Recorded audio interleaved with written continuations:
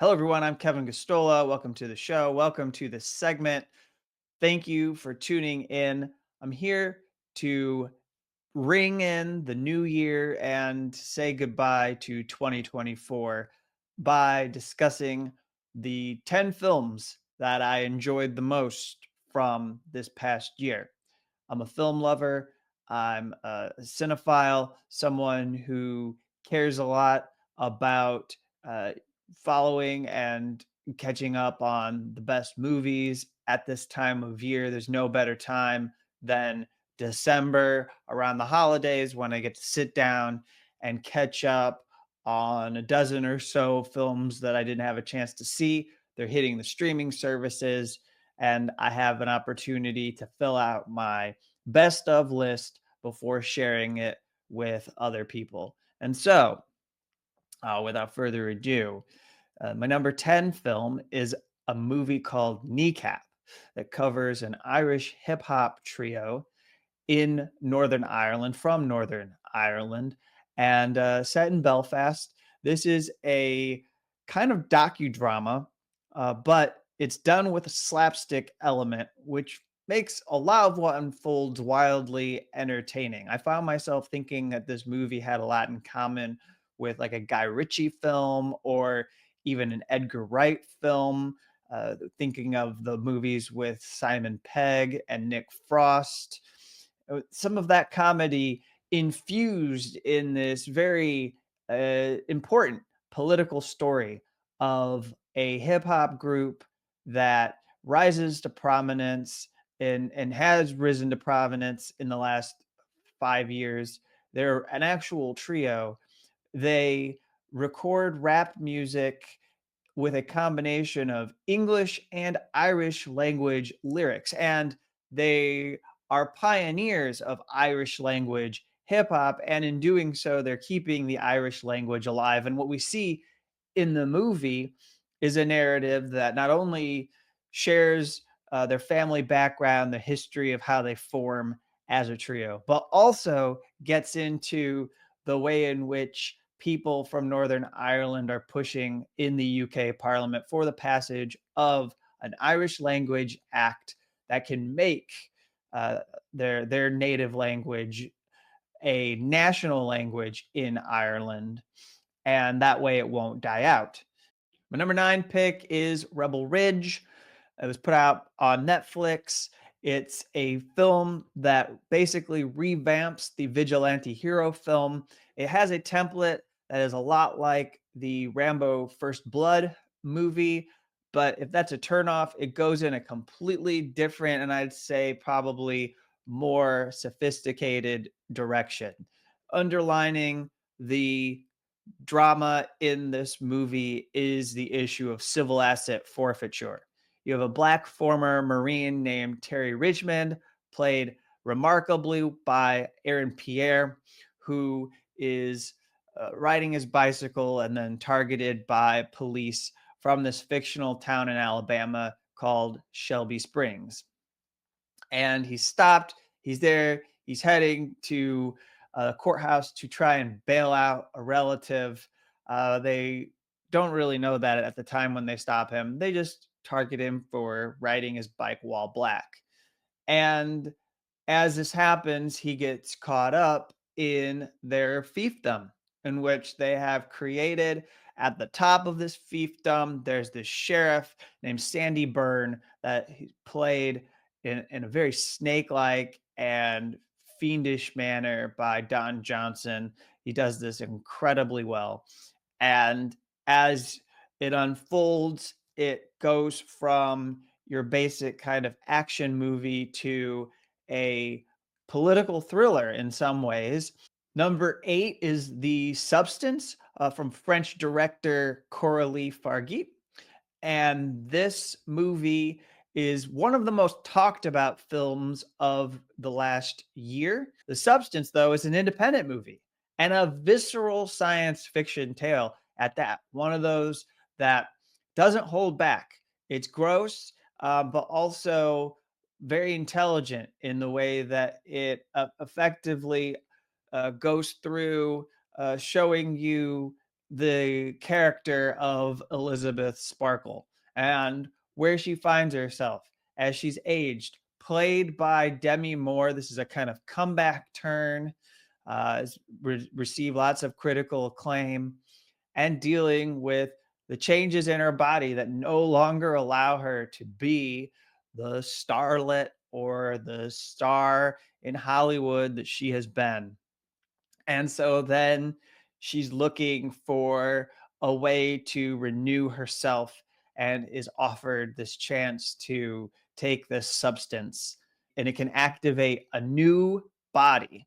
And basically, from within her old body, a new body can come, and that new body, a much younger version of herself and part of herself, she can continue her career. She doesn't have to worry about aging out and being discarded by the entertainment industry. So it's a meditation, a very, very fierce and savage meditation on beauty and I'd say media culture, body image, how we deal with our bodies, our relationship to our bodies as we age. And so, I won't say anything about where this goes, but there's a kind of vortex of destructive behavior in which we see Elizabeth engage, and that just propels us to one of the grandest climaxes, one of the grandest finale scenes of movies in the past few years.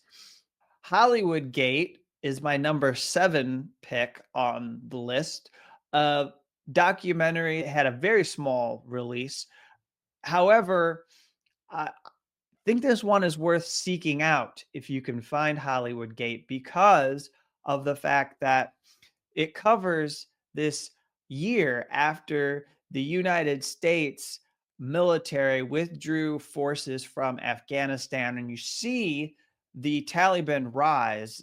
This director, Ibrahim Nishat, he risked his life and he went to Afghanistan at a moment when the Taliban wanted to put on a more kinder, gentler face to the world and to try and be reintegrated into some of the global politics, diplomatic relations. And he's there, and the Taliban are going around where they claim it's the CIA base in Kabul. They're going through all these supplies, this equipment, going through everything that the US left behind. And so you see a very kind of deadpan comedy play out. It's not intentional, but just the way they speak to each other. And what is on screen is staggering up into the moment where we get this very real humiliation for the United States, for the Western world more broadly, as throughout the movie they're talking about how they're going to take these helicopters and other aircraft that were destroyed, that were sabotaged by US forces before they fled and left the Afghanistan. Before they left Afghanistan, they destroyed the aircraft. These people from the Taliban are talking about how they're going to be able to repair and bring that equipment, bring those aircraft back, and then they're going to fly those helicopters, that aircraft. And it's hard to believe that they have the technology or the hardware or the wherewithal to be able to do this. And even the director himself is skeptical. But at the end, we get a parade, and words don't even do it justice to see what is happening.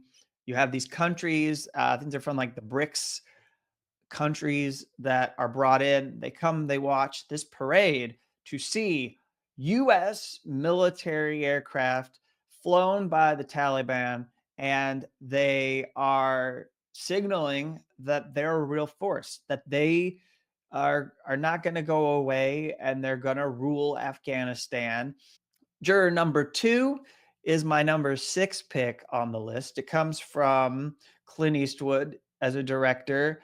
I haven't liked a lot of his recent movies, but this one, which is said to be his final film, was straight up and down a solid courtroom drama and a contemplation of what it means to be part of a jury and what people are doing when they are drafted or when it is asked of them, basically required of them as their civic obligation to be part of a jury and hear a case, and how they have biases. And when they enter the courtroom to deliberate over a verdict, how difficult it is for a majority of people to be moved in another direction, especially if there are problems with the case that should be considered. All of these people on the jury have lives as working class people primarily that they need to get back to. They don't want to spend days upon days going over, and especially if they've been made to believe that the person who is a defendant is an absolute and total piece of shit, there isn't much reason or motivation for them to sit there and try and get it right. They want to issue a swift and immediate verdict. And the prosecutor plays on that, plays on their prejudices to get a quick verdict. But in this movie, Nicholas Holt plays juror number two, and he has a self interest in moving the jury in a particular direction and challenging their biases. And it's a kind of spin, twist, I would say, on 12 Angry Men. Henry Fonda in this classic was juror number eight, and he holds himself out as this liberal stalwart who believes in the commitment to justice and truth and moral values. And uh, that is where we get the conflict and the tension in 12 Angry Men. But in juror number two, it's different because there is a connection that this juror number two, has to the case itself. And then as it plays out, not only do we see him grapple with what to do to escape his predicament, but we also see then that the prosecutor, who is played really well by Toni Collette, that she works so hard as part of the system to drive this case forward, and now she's caught in the middle of it all and trying to figure out how to deal with what is weighing on her conscience. My number five pick is Wild Robot. It's a fairy tale that involves a wild robot named Roz, played by or voiced by Lupita Nyong'o. And they're on this island. The robot mothers a gosling. So if you're a parent, there's a lot in this movie that can tug on your heartstrings. There's various animals. They're voiced by an all-star cast. Catherine O'Hara, Matt Berry as a beaver. And while this is a children's story, there's a hand painted aesthetic to it that makes it seem a little bit more adult, a little bit more artistic, and it's been compared to a Hayao Miyazaki film, which is high praise. The filmmakers were inspired by Hayao Miyazaki and then, you know, wove that inspiration influence into this movie. In the movie, there's this corporation. It's called Universal Dynamics.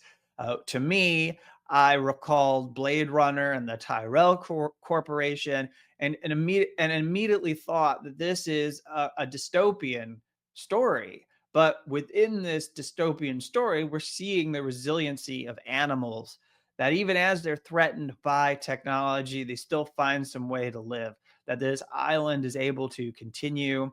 There's a kind of peace, serenity to it. The birds still migrate, and life goes on. And I found this to be a nice respite from our ever darkening world. Number four, The Apprentice. And yes, this is the Donald Trump movie.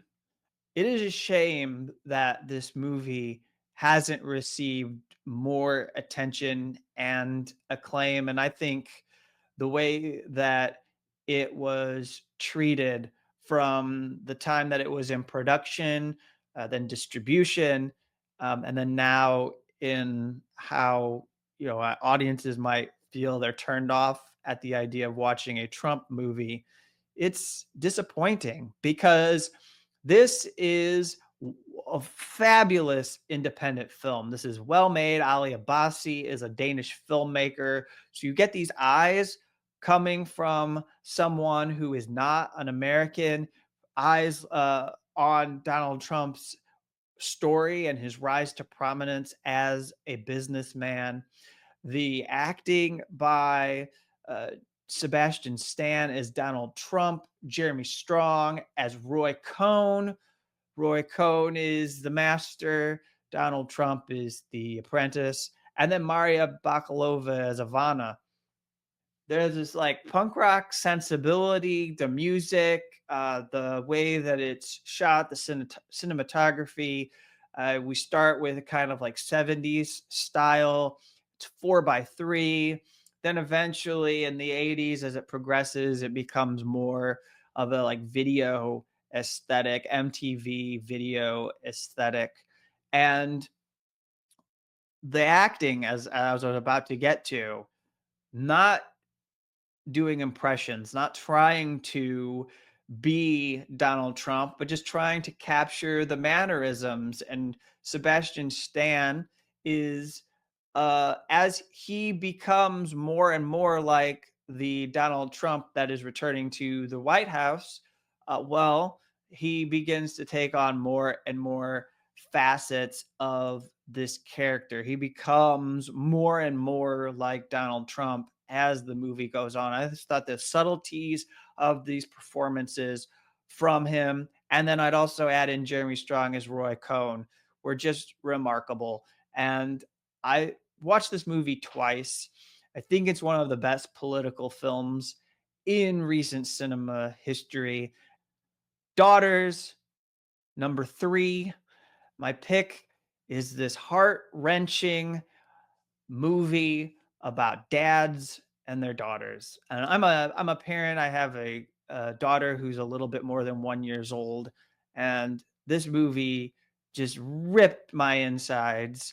And the way in which you have dads who are living in this prison system day in and day out and feel this hopelessness as they miss their daughters growing, as they're not able to be part of their childhoods. We get at the humanity of these people as dads. There's a program run by a woman named Angela Patton, and she works on getting organized a daddy daughter dance, an opportunity for these dads to have contact with their daughters inside the prison walls. They bring the dance to them. And this is somewhere on the East Coast in the United States. And there's been dozens of these dances now done. But what you see in the documentary is they do a 10-week course with a life coach before they actually have the dance with their daughters. They sit around with these predominantly, actually they were all African American or black men. They sit around and they talk to them about the connection and importance of having a connection with their daughters. They talk to them about what it's going to be like, the emotional roller coaster they're about to go on, because when they head into the dance they're going to feel really happy. As the dance is about to end, you're going to feel your heart start to sink. You're going to feel distraught. You're going to know that your daughters are leaving. Your daughters are going to be sad. They're going to go home. You go through all of these different emotions in a very short time span. You're going to come down from this high. You're going to be in your jail cell or prison cell feeling depressed. It's just a remarkable documentary, and it cuts to some important issues about incarceration, primarily being that with the prevalence of technology, you have wardens and management staff of these facilities that have turned away from allowing in contact visits. And so, even though we know that having connections with family are important to prevent recidivism, you're seeing that go by the wayside. It's becoming harder and harder, more expensive, because to keep in contact, you pay for phone calls or you pay for video calls. Or maybe if they go to the facility, they're on the other side of glass and you don't actually get to touch and be with your family. Green Border is my number two pick. Wow. I mean, look, this is from Polish director Agnieszka Holland, and Holland has made several movies. Been working as a movie director for a number of years. This goes right at the complicity and the vile injustice perpetrated by European countries with the support of the United States against Middle Eastern and African refugees who travel uh, as far as they can to get to the border of the EU. We see them coming to get into Poland from Belarus. And once they get into Poland, they're hoping to obtain asylum or continue to transit through Poland so that they can get to countries in the European Union and have safety. Uh, what we follow in this movie starts with a Syrian family. They're hope filled. They believe they're going to go to Sweden. And this is an extraordinary black and white cinematography. We used it as like Crispin, the horror that we are about to see happen.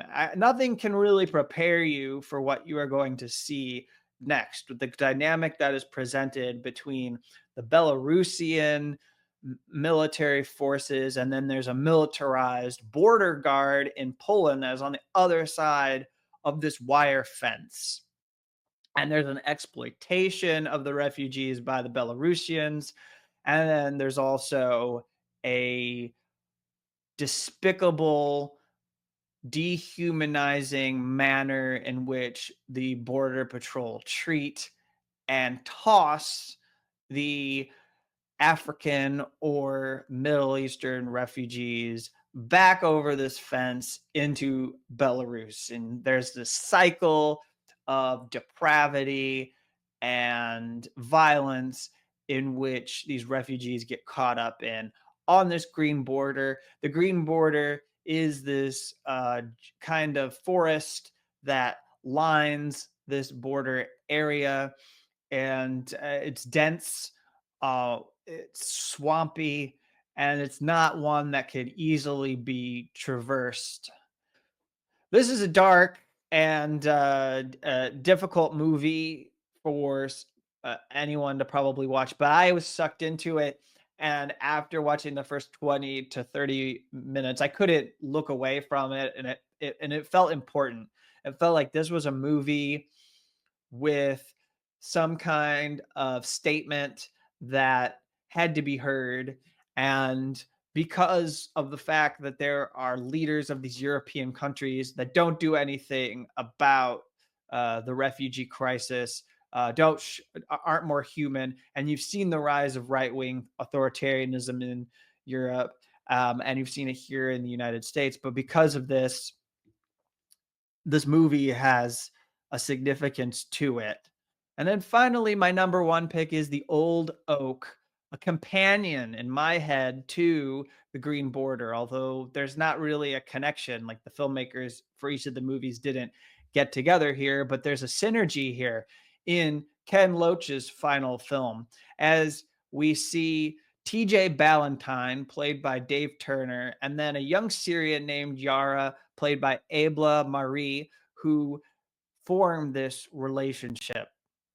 And I started talking about Green Border by mentioning that we followed a Syrian refugee family. So imagine that that family is somehow able to make it to London. Okay. In this movie, there's a group of people that get brought in. Yara is a part of this group. They get to this impoverished town in Durham, England, and they leave the bus and they find a place to live in some of these dilapidated apartments. But those people in this town feel that they have been abandoned as well. And they resent the fact that Syrians have moved in. And they don't care that they had a horrible experience in a refugee camp in Syria and escaped the brutal dictatorship. They are there now to try and hold on and cling to what's left of their town, and they feel threatened by the Syrians. So this is a post-Brexit story to me. This is a kind of white resentment story. And TJ, the pub owner, the owner of this old oak, has this pub that is connected to left wing organizing. It's connected to the strike that was put on by mining workers back in 1984. This pub had a role to play welcoming people in. They sat down, they ate together, they built solidarity. And I tell you that if Green Border brings you to your lowest point where you feel humanity is so despicable that it cannot be saved, this movie will raise you back to a point where you can feel a bit of hope. It is built on radical hope. It is built on the idea that people can talk to each other, find something in each other that is in common, even though they come from disparate cultures and they may not really feel like they have shared experiences, they can talk to each other and find a humanity in each other. And they do this in the movie. Ken Loach lets these characters breathe and get issues off their chest, get their reservations out there into the open, their hangups, their their rage out into the open. And then they make sense of it all. And they try to find some kind of way that they could coexist as a people. I have some honorable mentions. The honorable mentions on my list here, which I can just throw out here, are Anora, Black Box Diaries, Flow, I Saw the TV Glow, Monkey Man, Sugarcane, and Will and Harper. Each of those, for various reasons, were strong movies and had things to say. I was truly drawn into films this year that filled a gap, uh, filled a vacuum, because there wasn't a lot of mainstream or prestige movies. They're just because of the disruption of the writers and actors strikes last year, and it's a good thing that they did go on strike. But the slate of movies there were it was kind of a hodgepodge of hit or misses. The stuff that Hollywood really put their money and everything into, it was a lot weaker than what we had last year. The independent films that were out there were fairly strong. There was a good collection of independent movies to go out there and enjoy. If you watch any of these movies and they speak to you the way that they spoke to me, tell me. And I want to hear from you about what you thought about films like Kneecap, Rebel Ridge, Substance, Hollywood Gate, Juror Number Two, Wild Robot, The Apprentice, Daughters, Green Border, or The Old Oak, especially Green Border or The Old Oak. Both of those movies, by the way, released in 2023.